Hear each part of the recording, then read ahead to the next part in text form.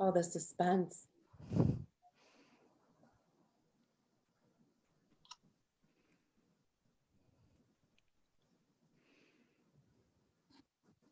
And where's our video? There, I can see it now. Okay.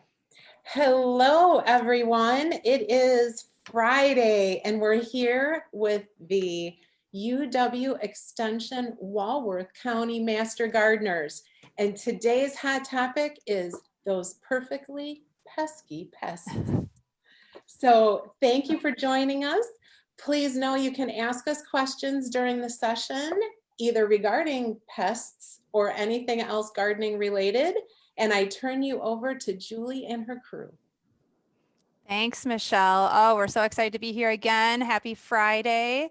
And my name is Julie Hill. I am a staff member with the University of Wisconsin Extension, and I'm a horticulture outreach specialist for Walworth and Rock counties. And I have here with me two wonderful Master Gardener volunteers from Walworth County, Sue and Brenda, and we are here to give you some top 5 tips and also answer your gardening questions. So go ahead and drop those questions into those comments, whether you're viewing this live with us today or if you view this even in a few days. Feel free to keep putting questions in there and then we can still answer them or answer them next week. So I'm going to share my screen. We are going to be talking about those pesky pests, and I'll explain what that means and maybe some strategies. We're just so happy to be teaming up with ARM Library to offer these weekly programs for you. So every Friday at noon, you can join us. But again, on ARM Library's page, all the videos are there. So you can watch last week's video or from a few weeks ago. Every week, we talk about a different gardening topic and different advice, and are always happy to be answering your questions. So once again, just a refresher of who I am. I am with the Division of Extension, and that is part of the University of Wisconsin-Madison. And our main mission is really to connect with all of you in the communities and bring education and bring resources and bring information to help you with your own decisions and with your own gardening and landscape, and to make better decisions that will give you productive gardens and also help keep our environment safe. Our Master Gardeners are a huge part of that. They are certified volunteers, and to do that, they have to go through training and annual certification requirements. So these ladies, as well as our other Master Gardener volunteers in the county, are super knowledgeable, super helpful. They have lots of personal experience. They know where to go to find answers to your questions and to get more information. So I encourage you to reach out to Master Gardeners and ask for help. All right, so we're going to get into it. What is a pest? So really in this kind of short presentation, we're talking about a pest that could be anything that's causing a problem in your yard or garden or your landscape. So I know those Japanese beetles are like in full force right now. So they are definitely a pest. Here's a picture of a groundhog. Those groundhogs love to eat our vegetable gardens. So they could be a pest, especially if you're trying to deal with that. This next picture is a picture of a weed, an invasive weed called wild parsnip. I'm going to be talking a little bit about that later too. And then I have a picture of a tomato leaf here showing some signs of a disease called early blight. So all of these things, when we're talking about pests in the garden, any of one of these could be considered a pest. So we're not limiting to just an animal or an insect or something like that. So I'm going to give you some top 5 strategies to really kind of think about how to manage pests in your landscape, in your own space. Unfortunately, total control and eradication is just not going to be possible. Those Japanese beetles fly in from the neighbor's yard or from a mile away even. So we talk more about management and being strategic. So number 1 tip, be proactive and strategize. So by making observations in your own yard and garden every year, you kind of get to know what to expect. So I knew the Japanese beetles were coming, and so I started kind of thinking about how are we going to deal with those. You can kind of start thinking about what's next as you are into gardening and making those observations. And also a big part of this kind of number 1 tip is back to that right plant, right place concept that we talk a lot about. Healthy plants are less susceptible to disease and pests and insects and things like that. So when we give our plants a good spot to live that they are used to, that they want to live in, that gets the sunlight, good soil, good watering, they're going to be healthy and better able to keep away those pests. Some plants are resistant to certain things, so you can plant those types of things in your garden. You can plant tomatoes that are resistant to different disease, or you can plant things that are resistant to powdery mildew. So when you're looking for plants, you can check those things out too. So be proactive and strategize in your own garden. Number 2, check your tolerance levels. And I say that because I know that we all want these pristine and perfect landscapes that look like those pictures that we see in magazines, but nature doesn't really work like that. And our plants can actually probably tolerate more damage than we think they can. So sometimes we don't really need to do anything because the plants are going to be just fine. Yeah, the leaves are getting chewed and there might be some holes, but they're going to be okay. And that's just a general statement. So, you know, it kind of depends on the plant and what's happening, but sometimes we don't need to do anything because the plants are really going to tolerate that. Now, there's other times when there is a lot of damage that we might have to take some action. So again, just kind of checking your own level of tolerance in your yard. Number 3, identification. I can't stress this one enough. It is the top. I should have put it as number 1. It is really important because what is the problem is going to determine what your options are for management and treatments. So really knowing what is happening, then it's going to determine, because not all, let's say if it's an insect, not all treatments are the same and aren't going to affect that insect as maybe some other things. So whenever we're talking about proper identification, I need to know what is the problem. So we do that a lot with photos. We have a lot of resources to help you. I'm your county educator. I'm here to help. Master gardeners are familiar with a lot of these common pests. We have labs, diagnostic labs at the university. We have an insect diagnostic lab and a plant disease diagnostic lab. So we have lots of resources to help us identify what is bothering our plants or our gardens or our landscapes, and then we can figure out what to do about it. Number 4, use credible sources. So I will admit, I love Google. I am on Google all day long. I'm Googling things, but I also know what to Google for. And I don't just take the top answer, because anybody can post anything on the internet, and people can take that as fact or fiction or whatever they want. So when I say use credible sources, what we at Extension and Master Gardeners do is we use university-based sources. So when you're doing a Google search, you can type in your keyword search that you're looking for and type in the word university after it, or the letters edu, and then your top results will be university-based sources. So we use a lot from University of Wisconsin, but it's okay if University of Wisconsin doesn't have our answers. We can go to University of Minnesota or University of Illinois or a neighboring state or neighboring extension, because those states have our same climate. I wouldn't really recommend it unless it's something that California or Florida is also dealing with. Those answers might be a little bit different, but using credible sources. And if you are looking up things on the internet, you can look at who is offering that advice, who's making the post, who's giving the information, where is it coming from, and what that source is. So I'm going to post a bunch of links into our comments too, to a lot of information. So that'll give you a head start on where to find some credible information. And number 5, use the easiest, least expensive, least disruptive, and least toxic tactics first. So really, what's the easiest? Japanese beetles, the easiest is to pick them off the leaves and put them in a soapy water bucket. And it's not expensive and it's not toxic. That's just a simple example. We always want to consider this because we also want to protect our pollinators in our gardens and our landscapes. So we want to think about all of these things. And instead of just reaching for some spray, we want to know kind of what we're doing. So easiest, least expensive, least disruptive, and least toxic tactics first is what we're always going to advise. Again, it depends on what the problem is, what the pest is, and what kind of damage it's causing. So I'm going to go through some examples just to kind of illustrate.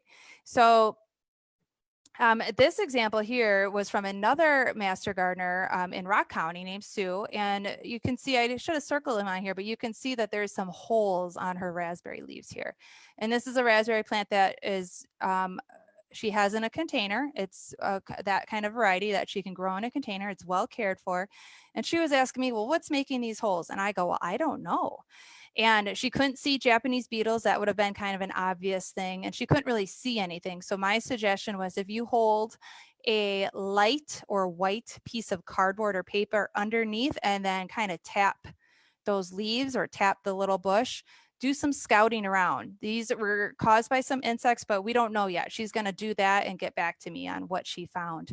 You know, we have some ideas, maybe some type of caterpillar or something else is chomping on her leaves. But if you got to do some scouting around, especially with insects.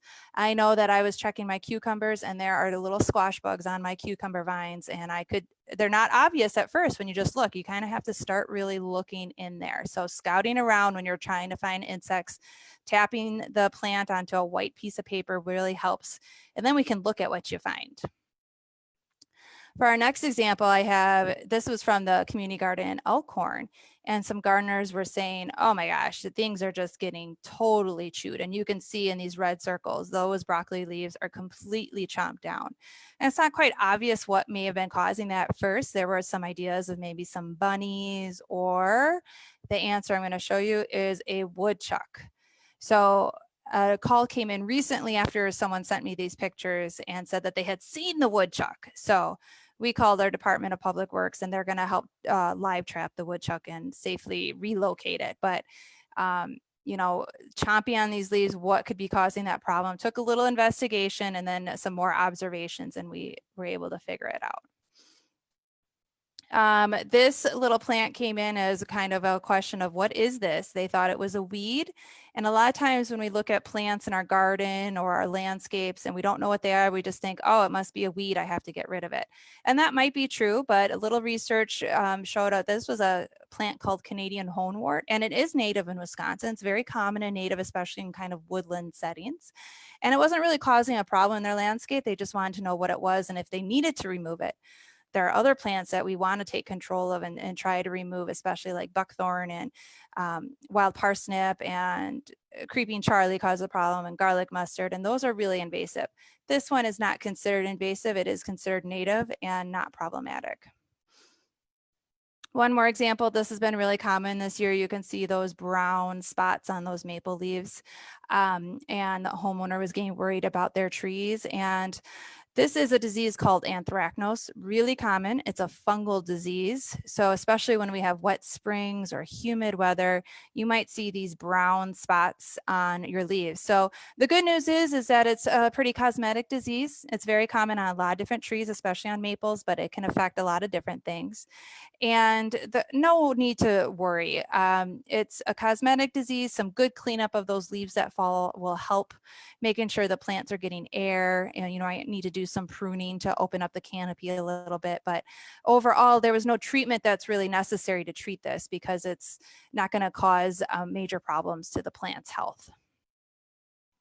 So I mentioned a couple of times this nasty wild parsnip, and I call it nasty because it is, it's blooming or just about done blooming right now. You might see it on the roadsides, you might see it out in fields and things like that.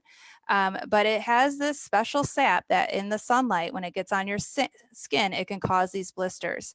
And I have a picture here of another master gardener who sent this picture to me, and these were blisters from his arm when before he knew kind of what he was dealing with. So anytime we're working with this plant or trying to remove it, we need to make sure we're wearing pants and gloves and long sleeves and removing it safely and carefully. I know that I have some growing in my yard, and I did last year. So we've been working and just a little patch of it. So, but with kids running around and dogs running around, we want to make sure that we were carefully getting rid of it. A couple of key identifications here is that it's a yellow flowers. So you might see something that's blooming right now too called Queen Anne's lace. Those are white flowers. This is not a variety of Queen Anne's lace. Queen Anne's lace is white, but kind of has that similar umbrella shape of flowers on the top. Also, this picture of this like ridged or grooved stem is another key characteristic. So if you see this, just be wary of it, and I will post some fact sheets on some tips on how to get rid of it if you do know that you have it.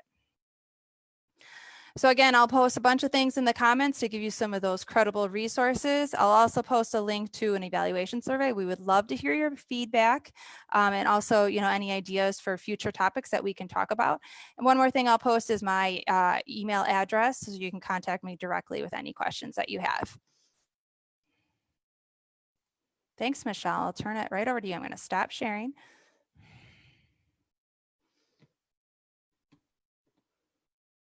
And if there's any questions that we can answer, we'd be happy to do that. You know, I have a question for you guys. And I don't know, honestly, if you can answer because it's for my sister. She's in North Carolina. She has a horrible problem with aphids. She has the Japanese beetles, but she also has a horrible aphid issue, especially on her container plants.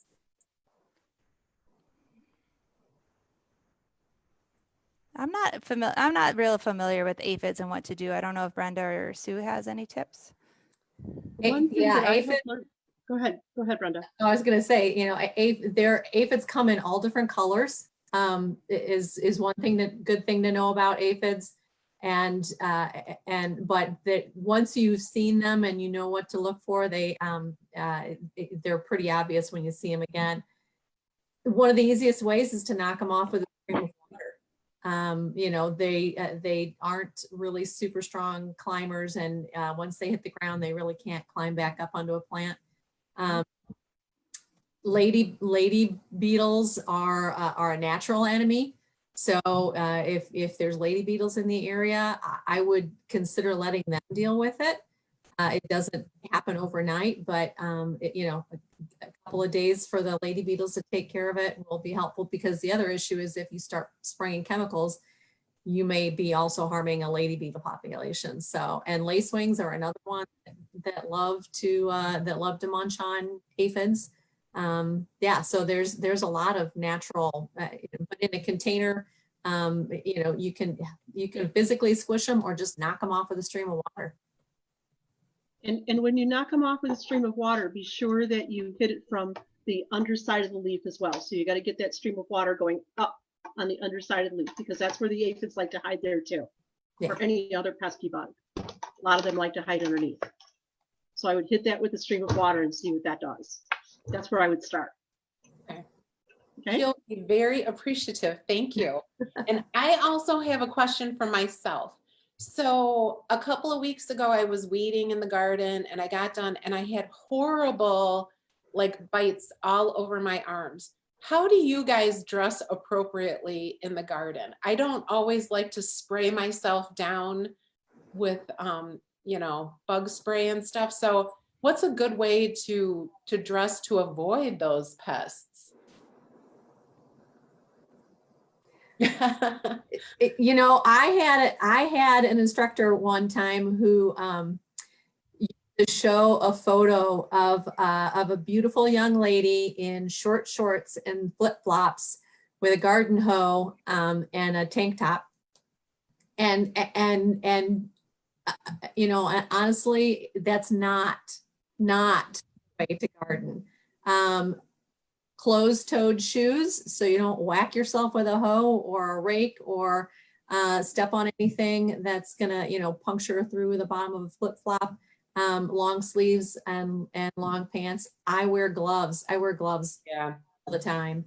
Yeah. You know, a hat for the sun. And you know, I would rather wear a long sleeve shirt than spray myself down with sunscreen and bug spray on top of it. You know, that's just as Right. nasty. And, you know, I would rather just have a long sleeve shirt on that I can peel off when I'm done and throw, you know, and not have all that gunk all over me. Right.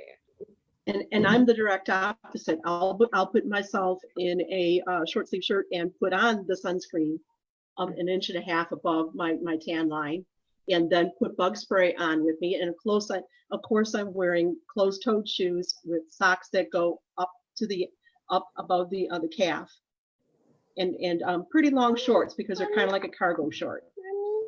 And then I do the same thing with my legs. I'll rub them in with suntan lotion, and I'll put on the bug spray. I'll wear a big floppy hat, Yeah. with my earbuds in, and there I'm off to the races. So it depends. It's protecting us too. Yeah. You know? Yep. It depends upon your personal preferences, but just try and be careful about what you're trying to do. And I always wear gloves. If you saw me in person, you'd see a tan line at my wrist point, because that's where I have the gloves on. Yeah. So, But we definitely agree on the closed-toed shoes. Definitely agree. Oh, yes. Okay. Oh, yes. It's no Gouda. Yeah, I honestly think it was chiggers, and it was most unpleasant. And I Mhm. mean, I was taking, baths and, oh, so I learned my lesson. Long sleeves, lots of socks and closed shoes. All right, I'm gonna look real quick and see if we have any questions. And then, I think we do have one, Michelle, about incredibly invasive vines. oh yeah, you do have a question. So that is a pest for sure, vines. I guess it depends what you're talking about. I know I get a lot of little viney plants in my flower garden. I'm just always pulling them out. Again, it kind of depends on what it is and the space, are you, if it's, hopefully it's not poison ivy or something like that. There's another vine that you're probably seeing around right now called wild cucumber vine. It's a real like pale green leaf. It's not parasitic, it's not damaging the plant, but it does cover the whole plant. Usually you'll see it climbing up trees and stuff like that. Again, that can just be pulled out. It's a lot of things with weeds is a lot of pulling, a lot of pulling them out of the ground and year after year after year. So first of all, it kind of depends on what it is and what the problem is, but definitely using gloves and a lot of hand pulling. If it's a larger area, then we may have to resort to more herbicide use, careful herbicide use, again, depending on what it is and the space that you're trying to clear up. Mhm. You can also solarize depending for Mm. bindweed in a garden is a disaster. If it gets out of control. So I've actually had to solarize beds just to get rid of that. So yeah, it does depend. So identify which vine it is. Is it a woody vine? Is it, is it a non-woody vine? That's going to make a difference too. So. Right. And you can send me pictures too, Catherine. You can email me and, I can consult with Sue and Brenda too. I can share pictures and we can kind of figure out what it is and then maybe some better advice. And don't let it flower. Oh, right. Because then, Above all, don't let it flower until you know what it is yet. Yeah.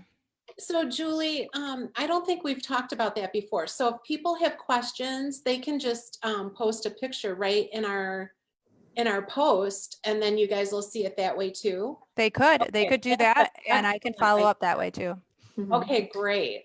I And will encourage people to do that. Yep, and I put my email address in the comments too, so they could email the picture directly to me if they don't want it, on Facebook for some reason, or, and usually I have more questions and asking for more observations. So I'll be asking, if it's a disease problem, how long have you seen this? If it's an insect problem, it's kind of depending, but I always ask a lot more questions, and that's why the more information, the better that you can share.